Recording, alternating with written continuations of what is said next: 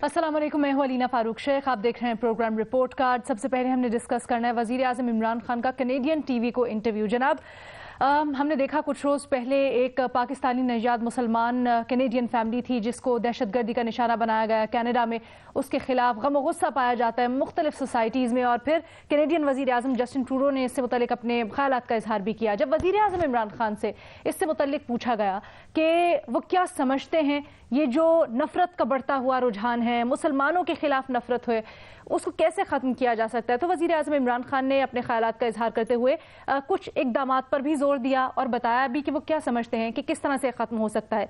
जिन चीज़ों के उन्होंने जिक्र किया उसमें है कि इंटरनेट पर जो नफरत आमेज़ या फिर इंतहा पसंदाना मवाद है उसको किस तरह से ख़त्म किया जा सकता है, और जो मगरबी ममालिक हैं या दुनिया भर के लीडरान हैं उनका किरदार इसमें कितना अहम है। तो इसी के ऊपर हमने गुफ्तगू करनी है। सवाल हमारा बुनियादी कुछ यूँ कि क्या मगरबी ममालिक इंतहा पसंदी से रोकने के लिए इक़दामात करेंगे, जैसा कि वज़ीर आज़म इमरान खान ने सबको कॉल टू एक्शन दिया है, सबको कहा है कि जी होना चाहिए, हाँ या नहीं के ऑप्शन है हमारे एनालिस्ट के पास। पैनल का आपसे तारुफ करवा दूं, it's a full house today. Mazhar Abbas साहब, रीमा उमर साहबा, रसूल बख्श रईस साहब, मुनीब फारूक साहब और हफीजुल्लाह न्याई साहब, साथ ही साथ लाहौर से हमें ज्वाइन करें हसन निसार साहब। रीमा, सबसे पहले आपकी ऑप्शन जानना चाहूँगी। जी शुक्रिया अलीना। मेरा ख्याल है मगरबी ममालिक को और दुनिया भर में ममालिक को कुछ ना कुछ करना पड़ेगा, क्योंकि इस्लामोफोबिया एक बहुत रियल इशू है और अब अक़वाम मुत्तहिदा की जो फोरम्स हैं उस पर भी उठाया जा रहा है। लेकिन मुझे ये समझ नहीं आती कि हम इसको मशरिक और मगरिब में क्यों डिवाइड कर रहे हैं। हमारे पड़ोस में ही आप देख लें, elephant in the room China है, वहां पे भी बहुत बड़ा इशू है। इंडिया में, श्रीलंका में, म्यांमार में। फिर मैं इसके ऊपर वजाहत से आके बात करते हैं। नहीं, मेरा ख्याल है करना पड़ेगा, हाँ, लेकिन इसको मगरिब मशरिक में मैं डिवाइड करना मुझे समझ नहीं आता। अच्छा, तो कोई ऑप्शन नहीं, लेकिन करेंगे या नहीं करेंगे? ऑप्शन करेंगे कोई आप? हाँ को ऑप्शन ले रही हूँ क्योंकि बहुत कुछ है बैरूनी तौर पे ऑप्शन ले रही हैं। बिल्कुल ठीक है, करना पड़ेगा, लेकिन मशरिक और मगरिब की तफरीक नहीं होनी चाहिए, ये आप वाजे कर रही हैं। मैं वापस आती हूँ आपके पास। न्याजी साहब, आपका कमेंट प्लीज, हाँ या ना? देखिए, मैं तो इस सिलसिले में ना वो करेंगे ना वो करना चाहते हैं, और एक सिर्फ शेर ऐड करूंगा कि मीर नहीं का ऑप्शन आपका मैं लिख रही हूँ, उसी अतार के लौटे से दवा लेते हैं। ठीक है, हसन निसार साहब, आपका ऑप्शन। देखें बीबी, ये बहुत काबिल एहतराम है मेरे लिए, तो हो गई है बहुत। जसिंड्रा न्यूजीलैंड की थी, क्या था मुल्क का नाम मैं भूल रहा हूँ जी, न्यूजीलैंड की जसिंड्रा। उसके बाद अभी ट्रूडो का रिएक्शन आप देख लें, क्यों नहीं करेंगे, बहुत महज़ब दुनिया है। हाँ, जसिंड्रा से लेके ट्रूडो तक का रिएक्शन कितना खूबसूरत और कितना वाज़ेह और कितना दो टोक है, क्यों नहीं करेगी महज़ब दुनिया? सिवाय कुछ चंद एक दो को होंगे अब नॉर्मल या पागल। लेकिन एक बात याद रखें, ठीक है, ताली दो हाथ से बचती है, आपको अपने हिस्से के काम करना होंगे, अपने हिस्से के काम भी करना होंगे। आपको अपने हिस्से के काम भी करना होंगे, ये क्या अपने हिस्से के काम है, इसके ऊपर मैं जरा आपकी वजाहत भी चाहूंगी, लेकिन आके हाँ का ऑप्शन मैं अभी आपका लिख रही हूँ। मुनीब फारूक साहब। नहीं, वजाहत की जरूरत नहीं है। बिस्मिल्लाहिर्रहमानिर्रहीम। इट्स अ ग्लोबल इशू मेरे ख्याल में, तो इट्स अबाउट टाइम। अब ये जो आपका सवाल है कि करेंगे या नहीं, अब हम क्या कह सकते हैं, लेकिन मेरे ख्याल में जो हालात बन रहे हैं और जिस तरह सभी कह रहे हैं कि दुनिया में कभी बहुत बड़ा इशू है और कोई ये नहीं कह सकता कि एग्जिस्ट नहीं करता, इट्स वेरी मच देयर, और इससे लोग बहुत बड़े स्केल पर इफेक्ट भी हो रहे हैं। तो लगता तो ऐसे ही कि होगा, लगता तो ऐसे ही होगा। मज़हर अब्बास साहब। देखिए, दुनिया डिवाइडेड है। जिन ममालिक में इंतहा पसंद हुक्मरान बन गए हैं उन ममालिक में ये मसला मुश्किल होगा, लेकिन जिस तरह अभी हसन साहब भी कह रहे थे, बहुत से वेस्टर्न कंट्रीज़ ऐसी हैं जो चाहते हैं कि इस इशू को रिजॉल्व किया जाए, लेकिन ग्लोबली करना पड़ेगा। हमें अपने हिस्से का काम करना, मुस्लिम दुनिया को अपने हिस्से का काम करना पड़ेगा और मगरबी दुनिया को अपने हिस्से का काम करना पड़ेगा, क्योंकि दोनों के तो फिर मैं आपकी ऑप्शन हाँ लिख रही हूँ, मुख्तलिफ है, लिहाजा हमें एक कहीं कंसेंसस बनाना पड़ेगा। जी जी जी, आपका ऑप्शन हाँ लिख रही हूँ मैं। रसूल बख्श रईस साहब। بالکل ہوگا، لیکن کب ہوگا اس کے بارے میں ہم کچھ نہیں کہہ سکتے. یہ صرف مغرب کا مسئلہ نہیں، یہ مشرق کا ہر ملک کا مسئلہ ہے، اور اپنے ملک کے مسائل کی نوعیت سے نفرت ٹارگیٹڈ گروپس کے خلاف پھیلائی جا رہی ہے. تو ابھی شعور بڑھتا جا رہا ہے، لیکن اقدامات کے لیے ہمیں انتظار کرنا ہوگا.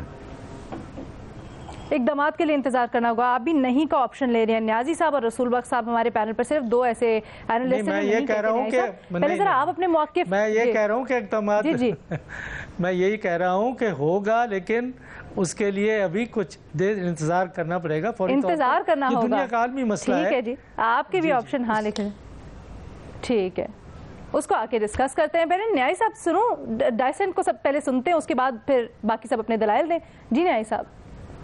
یہ لینا دیکھیں، بات یہ ہے کہ یہ کچھ چیز ایسے تو نہیں ہوگی یکدم پتہ چلا وہاں سے چشمہ پھوٹ پڑا، یہ ایک تیل کا کنواں نکلا. یہ بڑی ایک سسٹمیٹیکلی اور بڑے آرگنائز طریقے سے یہ ہیٹ اگینسٹ مسلم جو ہے یا یہ پھیلائی گئی. یہ سیمول ہنٹنگٹن نے جب آج سے 30 سال پہلے یا 27 سال پہلے کتاب لکھی تھی کلیش آف سویلائزیشن، جو پوسٹ کولڈ وار کا زمانہ تھا، تو انہوں نے یہی جو پوائنٹ آؤٹ کیا تھا. اب وہ یہی کہہ رہے ہیں کہ جی ہنٹنگٹن کوئی پروفٹ تھا، جو کچھ کہہ رہا تھا وہی سچ نکلا. پھر آپ نے یہ ساری چیزیں یکدم نہیں ہوئی. یہ اس کو ٹرمپ کی جو الیکشن کیمپین ہے یا اس کا جو پورا پریزیڈنٹ کا دور ہے وہ بھی اسی پیرائے میں لیں. اور یہ خاص طریقے سے پورا انہوں نے یہ جو چیز ہے یہ کینسر کی طرح سوسائٹی کے اندر سرایت کر گئی ہے. میں تو اس ویسٹ میں جا کے پڑھ بھی آیا ہوں اور رہ کے بھی آیا ہوں، وہاں سے بہت سارے لوگ رہ کے آئے ہوں گے، وہاں پہ دیکھ کے آئے ہوں گے. ایک عام آدمی اس کی جب لیکن ریما نے ابھی کہا ہے اس کو مشرق اور مغرب کا ایشو نہ بنائے. ریما کے دلائل اس کے اوپر سنتے ہیں. جی ریما. میں تو آپ نے سوال کیا ہے، اور جیسے وزیر اعظم صاحب نے دیکھیں وزیر اعظم صاحب نے پچھلے دنوں بڑی اچھی بات کی، ان کی اچھی نیت ہے. انہوں نے فرمایا تھا کہ جی ہولوکوسٹ کے خلاف تو اگر میڈیا نہیں لکھتا تو اسی طرح ہم بلیسفیمی کے لیے بھی کوئی کیمپین چلائیں گے تو نہیں لکھے گا. تو میں نے اس وقت کہیں نہ کہیں پوائنٹ آؤٹ کیا تھا کہ وزیر اعظم صاحب آپ بہت سادہ ہیں. ہولوکاسٹ کے مقابلے میں جو فلسطینین نیبکا جو ایکزوڈس کہتے ہیں، آدھے سے زیادہ فلسطینی آبادی نکال دی گئی تھی، 600 جو ولیجز تباہ کر دیے گئے تھے. تو آپ کو پوائنٹ آ گیا ہے، باقی سب کے سنتے ہیں، پھر میں آپ کے پاس دوبارہ آتی ہوں جواب کے لیے. میں کہتا ہوں یہ ایک انہوں نے یہ چیز آپ جاری کی ہے، بیچ بوئے ہے. اب ایک آدھ بندہ اگر نیوزی لینڈ کی کچھ پرائم منسٹر یا جسٹن ٹروڈو جو ہے وہ کوئی بات کرتا ہے، آپ کا پوائنٹ بالکل درست ہے. آگے اس کی آپ کے خلاف کیمپین چلے. ٹھیک ہے نیازی صاحب اسی کا ریبٹل لیتے ہیں آگے سے، اس کے بعد پھر میں آپ کے پاس آتی ہوں. آپ اپنے موقع پہ بالکل دے سکتے ہیں دلائل. اس کے بعد دوبارہ سے ریما عمر صاحبہ، مشرق اور مغرب کا ایشو نہ بنائے. نیازی صاحب تھوڑا مختلف طرف کہہ رہے ہیں، ایک منظم طریقے سے بالکل سویلائزیشنل کانفلکٹ کے پرسپیکٹو سے نہیں دیکھتی، کیونکہ اگر آپ ڈیٹیل میں جائیں تو آپ کو بہت سی ایسی ایگزامپلز ملیں گے جو اس کو ریفیوٹ کرتے ہیں. میں آپ کو ایک مثال دیتی ہوں. 2019 میں UN کا جو ہیومن رائٹس کاؤنسل ہے، 22 اسٹیٹس نے ایک لیٹر لکھا ہے جو مسلمانوں کے ساتھ ہو رہا ہے اس پہ انہوں نے تشویش کا اظہار کیا.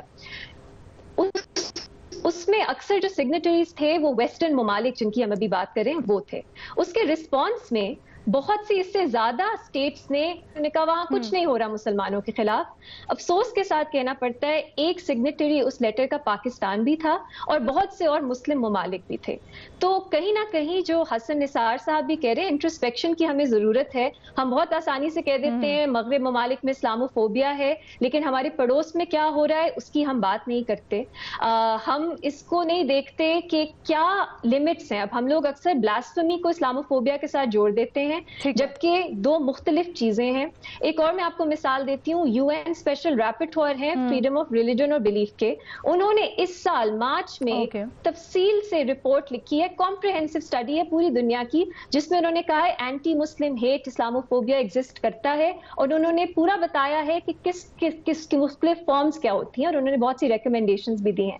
تو اب UN ہیومن رائٹس کاؤنسل کیا ہم کہیں گے کہ اسلامک فورم تو نہیں ہے، دنیا میں بہت سے ممالک اس میں بیٹھتے ہیں، ریزولوشنز جنرل اسمبلی میں ہر سال پاس ہوتی ہیں اسلاموفوبیا کے خلاف. تو ایک کولیشن ہم دیکھ رہے ہیں ممالک کی جو بن رہی ہے اسلاموفوبیا کے خلاف. اور ہاں اس میں جو ڈومیسٹک اسٹرگلز ہیں اس کو نظر انداز نہیں کر سکتے. امریکہ لے لیں آپ, برطانیہ لے لیں آپ, ویسٹرن یورپین کنٹریز لے لیں, جو مسلمان ایکٹیوسٹ گروپس ہیں وہ بہت اسٹرانگ آواز اٹھاتے ہیں, اس کو آپ نظر انداز زیادہ دیر تک نہیں کر سکیں گے.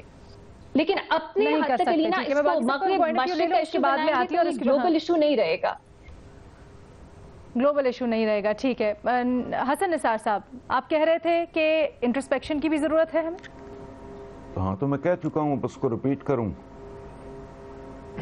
کامن سینس کی بات ہے. سر اگر آپ وضاحت کرنا چاہیں, ورنہ میں ٹھیک ہے اس کی تفصیل میں جانے کی نہیں, صاحب نے اپنے دلائل دیے نا, اس کی روشنی میں اگر آپ ٹھیک ہے, ٹھیک ہے, وضاحت کی ضرورت نہیں ہے, انہیں ان کے دلائل بس وہ ٹھیک ہیں اپنی جگہ, ٹھیک ہے. لیکن منیب فاروق صاحب جیسے ابھی نیائی صاحب نے بھی کہا, جیسے ابھی ریما بات کر رہی تھی, مشرق مغرب کا ایشو نہیں بنانا چاہیے, لیکن ٹھیک ہے دو ممالک کو یا چند ممالک کو اس کی ریئلائزیشن ہوئی ہے. کیا آپ سمجھتے ہیں کہ امپیکٹ کے لیے جو ایک گلوبل رسپانس ہمیں چاہیے وہ جنریٹ ہو پائے گا؟ دیکھیے کسی نہ کسی جگہ سے نا یہ گلوبل رسپانس ایک دن میں تو اوریجنیٹ نہیں کرتا, یا وہ کسی نہ کسی جگہ سے پھر شروع ہوتا ہے, پھر وہ تھوڑی سٹیم پکڑتا ہے, اسٹیٹ سے اکٹھے ہونے شروع ہوتے ہیں, یا یہ ایک ایسا ایشو بن جاتا ہے جس کو کوئی یہ نہیں کہہ سکتا کہ ایگزسٹ نہیں کرتا. دیکھیے اب تو چاہے وہ نیوزی لینڈ کا واقعہ ہو یا چاہے کینیڈا کا واقعہ ہو, وہاں کے جو ریسپیکٹو پرائم منسٹرز ہیں وہ اس چیز کو اکنالج کرتے ہیں کہ یہ ایک ایسا, اور یہ وہ کوئی ایسی کوئی تھرڈ ورلڈ اسٹیٹس تو ہے نہیں, مغربی ریاستیں ہی ہیں.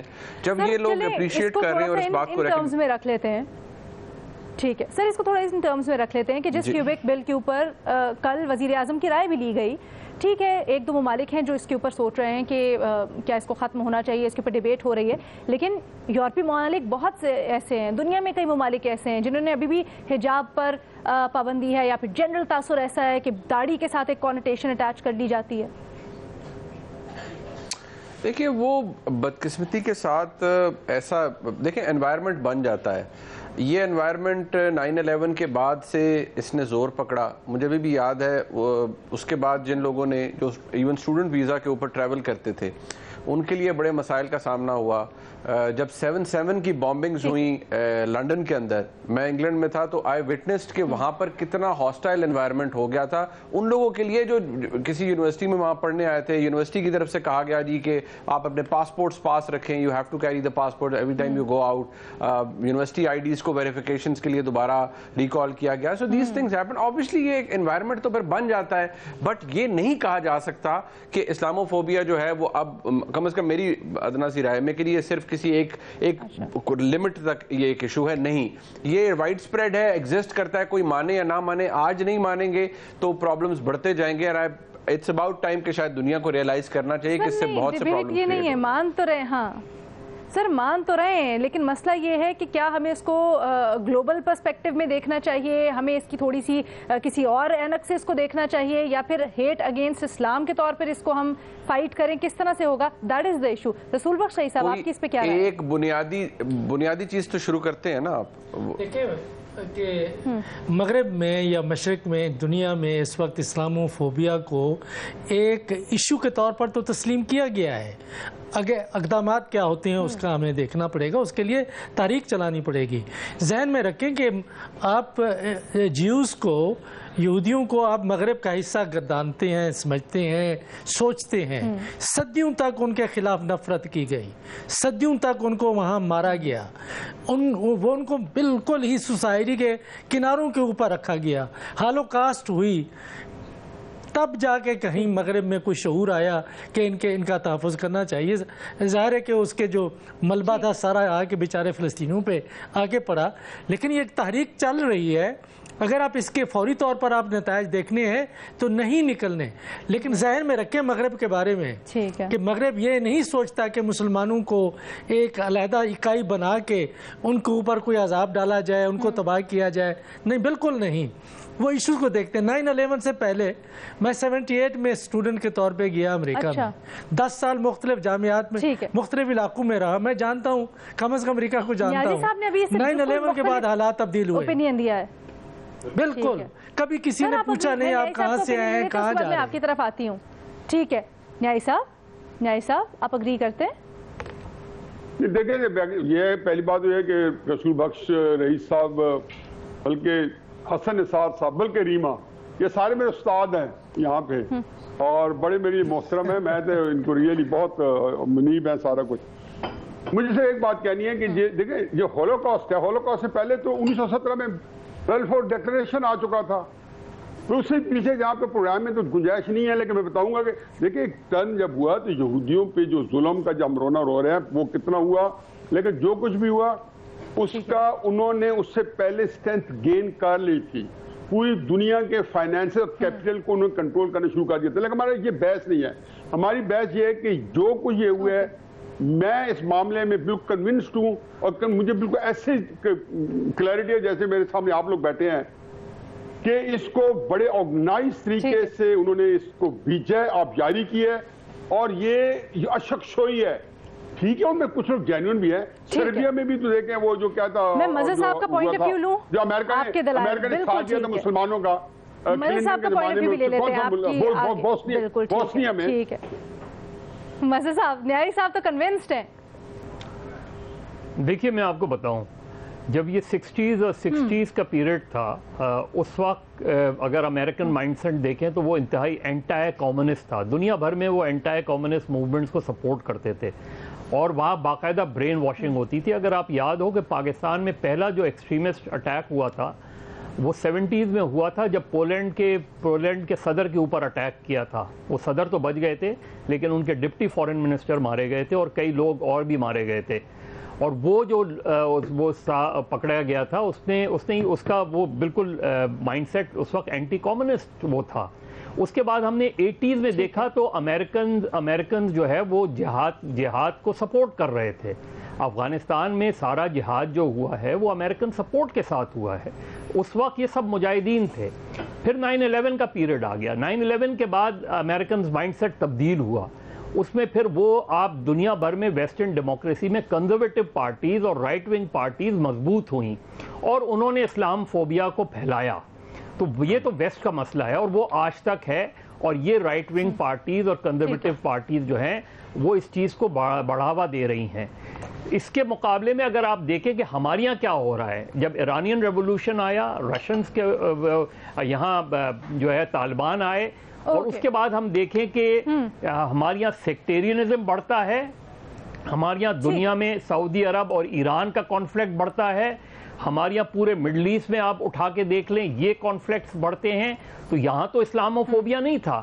تو میرا خیال ہے وزیر اعظم کی تقریر میں انٹرویو میں نے سنا تھا، بہت اچھا انٹرویو تھا. میرا خیال ہے پرائم منسٹر کو پورا ایک ڈرافٹ بنانا چاہیے اور وہ دنیا کو بھیجنا چاہیے کہ ان کا کانسیپٹ کیا ہے، کس طریقے سے اس ایشو سے نکلا جا سکتا ہے اور خود ویسٹرن کنٹریز جو ہے وہ اس پرابلم سے کس طرح نکل سکتے ہیں. تو میرا خیال ہے کہ ہمیں اپنا رول اس انداز میں ادا کرنا چاہیے کہ ہم کس طریقے سے دنیا کو یہ کنونس کر سکیں کہ یہ پوری دنیا کے لیے خطرہ ہے. ٹھیک ہے، کنونس کر سکتے ہیں. ٹھیک ہے، ایک چھوٹی سی بریک لیتے ہیں، بریک کے بعد آتے ہیں واپس دوسرے سوال کے ساتھ.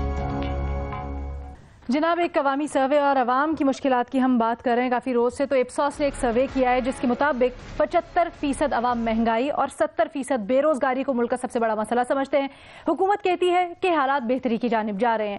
اب حکومتی دعووں کے برعکس عوام کے پر امید نہ ہونے کی وجہ کیا ہے، اپنے آنالسٹ سے جاننے کی کوشش کریں گے. پہلے آپشن سب سے جان لیتے ہیں. منیف فاروق صاحب. بسم اللہ الرحمن الرحیم. دیکھیے ایک پرابلم جو ہے اب یہ اکانومی جو ہے اس کے یہ بڑا ٹیکنیکل سے سبجیکٹ ہے اور میں ہر پروگرام میں جب بھی آپ یہ سوال کرتے ہیں میں کہتا ہوں میری اکانومی کی جو ہے اس کا دائرہ اختیار میری تنخواہ تک ہوتا ہے. اس پہ ڈیبیٹ ضرور کی جا سکتی ہے لیکن میں اس پہ یہاں ڈیبیٹ نہیں کرنا چاہوں گا. لیکن عوام تک کیوں نہیں آ رہے بڑی لیمن ٹرمز میں، ہم کسی اس میں جائیں گے بھی نہیں ٹیکنیکلز میں. دیکھیے بات یہ ہے کہ عوام تک جو میرے بہت سے جو اکانومسٹ ہیں جو ایکسپرٹیز ہیں جن کے پاس جو ان سے بات ہوئی وہ یہ کہتے ہیں کہ اگر آپ نے عوام تک فائدہ پہنچوانا ہے تو وہ تو پھر 7% کی اگر گروتھ ریٹ ہو تب عوام تک فائدہ پہنچے گا. اور فوڈ انفلیشن پرابلم ہے لوگوں کا اور وہ یہی بتاتے ہیں ہمیں. تو میرے خیال میں شاید وہ ایسا کام ہے جو ٹائم جس میں وقت درکار ہے اس کے لیے وقت درکار ہے. اس چیز میں تھوڑا پیشنٹ ہونا چاہیے. حسن نثار صاحب. دیکھیں سینگ از بلیونگ والی بات ہے بی. یہ پہنچتے پہنچے گا. آپ کہہ رہے ہیں نا کہ جنت کی خواہش اور امید بھی ہو تو مرنا کون چاہتا ہے. اگر حالات بہتری کی طرف روانہ ہیں تو آپ یوں سمجھو کہ بالکل پیدل روانہ ہے. پی ایم ہاؤس سے نکلے ہیں, وزارت خزانہ سے نکلے ہیں, حالات پیدل, ایک ٹانگ ٹوٹی ہوئی ہے. وہ جب تک غریب آدمی کے کچن تک پہنچے گا تو اس کو تو تب یقین آئے گا. سینگ از بلیونگ والی بات ہے. وہ بھوکا مر رہا ہے, کہتے رہو بہتر ہے بہتر ہے بہتر ہے, کیا فرق, ڈسے ہوئے لوگ ہیں. قرض اتارو, ملک سنوارو, تو پتہ نہیں کیا کرو تو کیا نہ کرو, ہر طرح کا ڈرامہ ان کے ساتھ بڑی سست رفتار ہے. جب تک ان تک پہنچے گا نہیں, ان کو یقین نہیں آئے گا. نہیں, سست رفتار نہیں, کرالنگ ہے, رفتار نہیں, یہ کرال کرے گا. ویسے یہ کرال کیوں کر رہا ہے یہ بھی آپ سے پوچھتے ہیں. میں واپس آتی ہوں. حفیظ اللہ نیائی صاحب, آپ کا آنسر. پر امید نہ ہونے کی وجہ یہ ہے کہ وہ بھگت رہے ہیں.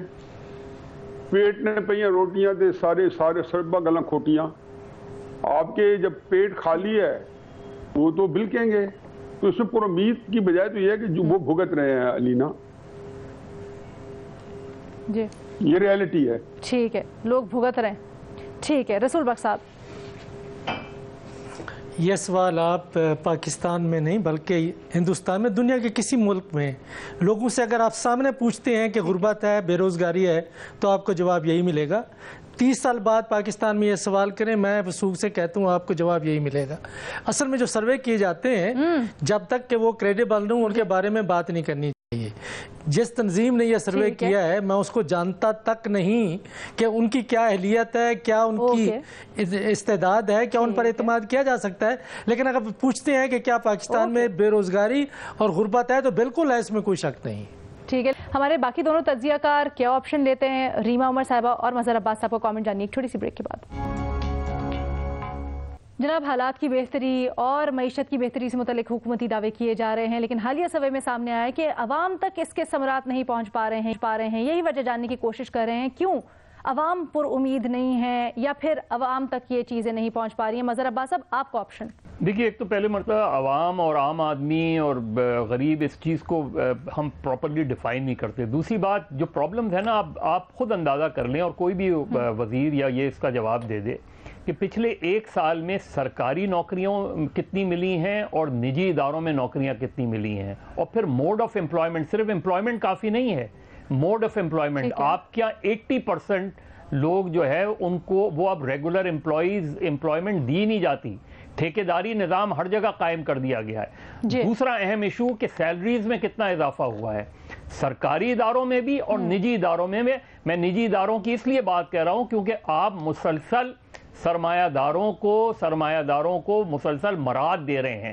تو جواب میں ان سے یہ تو پوچھا جا سکتا ہے کہ 1 سال میں انہوں نے کتنی نوکریاں دی ہیں, 1 سال میں تنخواہوں میں کتنا اضافہ ہوا ہے, بونس کتنا ملا ہے لوگوں کو, پروویڈنٹ فنڈ ملا ہے نہیں ملتا ہے, نہیں ملتا, گریجویٹی ملتی ہے نہیں ملتی, ہیلتھ کور ملتا ہے نہیں ملتا, ٹرانسپورٹ ملتی ہے نہیں ملتی. یہ سارا موڈ آف امپلائمنٹ. آج سے 20 سال پہلے یہ سارے جو آپ کو نوکری ملتی تھی وہ ریگولر نوکری ملتی تھی, پرماننٹ جابز ہوتی تھی. اب پرماننٹ جاب کا تصور ختم ہو گیا ہے. درست فرما رہے ہیں آپ. ٹھیک ہے, ریما عمر صاحبہ. علینا, منیب کا جو جواب تھا وہ سن کے مجھے ایک سینگ یاد آئی جو کافی استعمال ہوتی ہے کہ economics is too important subject to be left to economist. ہم لوگوں کو لگتا ہے ہم اس پہ بات نہیں کر سکتے کیونکہ اتنا ٹیکنیکل سبجیکٹ ہے, لیکن ایونچولی اکانومی جو ہے وہ عام آدمی, عام عورت کے بارے میں ہی ہے. اور آپ کا جو جواب ہے وہ بھی میرا سمپل ٹرمز میں یہی ہے کہ آپ G D P, current account deficit جو حکومت اکثر استعمال کرتی ہے دکھانے کے لیے کہ بہتری ہو رہی ہے, وہ عام آدمی یا عورت کے لیے بہت ایلین ٹرمز ہیں. کوئی بھی شخص جو ہے وہ اپنی زندگی کا معیار دیکھے گا کہ ان کی ریئل ویجز کتنی ہیں, انفلیشن کتنی ہے, ان کے پاس روزگار ہے کہ نہیں. تو یہ جو ہے آپ کے امیڈیٹ کنسرنز ہوتے ہیں, آپ کے شارٹ ٹرم کنسرنز ہوتے ہیں. جی ڈی پی کے کچھ اور سروس تو یہ کہتے ہیں کہ ایک عام آدمی یا عورت کو پتہ بھی نہیں ہے جی ڈی پی کیا ہوتا ہے, کرنٹ اکاؤنٹ ڈیفیسٹ کیا ہوتا ہے. سو یہ اکانومسٹ والے جو ٹرمز ہیں نا, یہ عام شخص کی زندگی میں اس طرح کا اثر نہیں رکھتے جتنا حکومت کہے گی رکھتے ہیں. ٹھیک ہے, لیکن حفیظ اللہ نیائی صاحب, بڑے بڑے دعوے تھے اس سے متعلق حکومت کے کہ روزگار ملے گا, حالات بہتر ہوں گے, اور اگر معیشت صحیح جانب جا رہی ہے تو پھر جیسے مظہر عباس صاحب نے کہا ریگولیشن تو ہونی چاہیے تھوڑی بہت. عوام کو تو تبھی ریلیف آئے گا جب ان کو ثمرات ملیں گے. دیکھیں جی، اس کا میں تو پہلے کہہ چکا اس کی کوئی کوریلیشن ہونی چاہیے. ہمارے ہاں اس وقت غیر معمولی حالات ہیں، کیونکہ جو مہنگائی ہمارے ہاں آئی ہے وہ آپ ساری خطے میں دیکھ لیں سب سے زیادہ تھی، حالانکہ کوئی ماننے پر تیار نہیں ہے. پھر مت بھولیں کہ ہماری آبادی کی جو گروتھ ریٹ ہے آبادی کے اندر وہ 2.4% ہے یا 2.5% ہے. وہ مائنس کریں تو آپ جو ہے اگر 4% پہ بھی گروتھ کریں گے یا 5 بھی کریں گے تو 2% گروتھ ہوگی. تو آپ کو تو ایک جس کو کہنا چاہیے اتنی بے روزگاری ہے، اور جو سروے آ رہے ہیں جس کے اندر بتایا جا رہا ہے کہ تقریباً 5 کروڑ بندہ جو ہے سو بے روزگار ہے پاکستان کے اندر، اور وہ ابھی کہہ رہے ہیں کہ نہیں وہ اس نے روزگار لینا شروع کر دیا. تو میرا خیال ہے کہ حالات، زمینی حالات جو بڑے مخدوش ہیں. پاکستان کے اندر مہنگائی بہت زیادہ ہوئی ہے، جیسے مدد صاحب نے کہا آپ کے جو ریسورسز ہیں، جو پرچیزنگ پاور ہے، اس میں کتنا اضافہ ہوا ہے.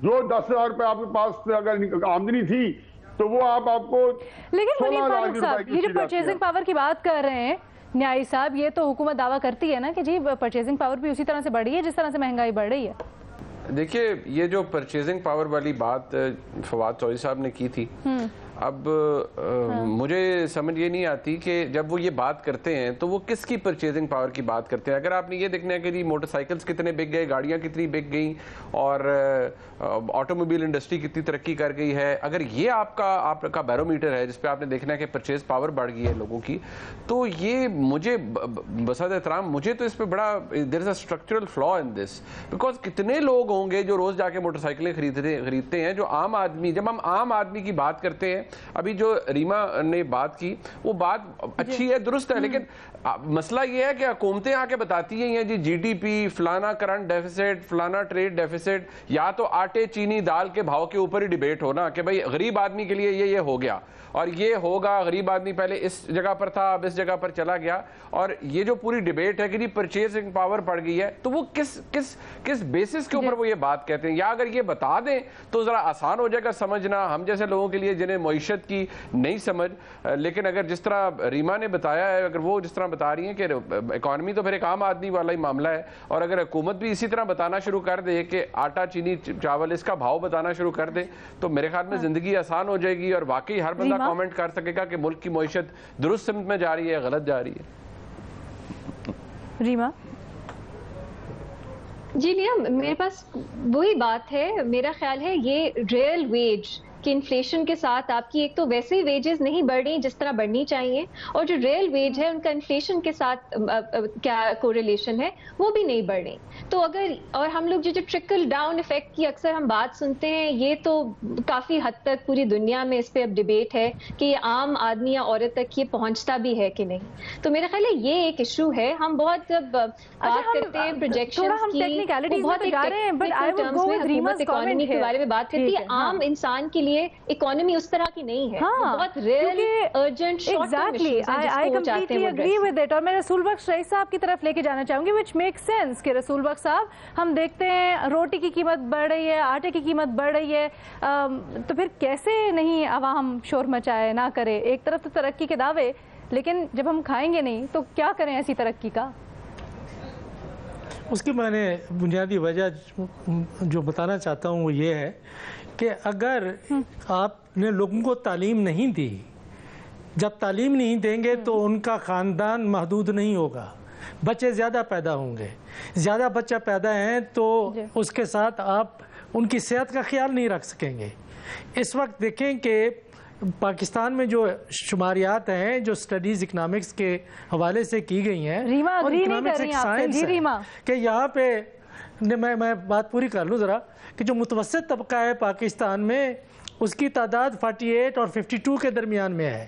وہ تو بڑا ہے، آخر وہ نیچے سے نکل کے آیا ہے غربت کم کر کے، لیکن جو ایبسلیوٹ پاورٹی ہے پاکستان میں وہ بڑی ہے.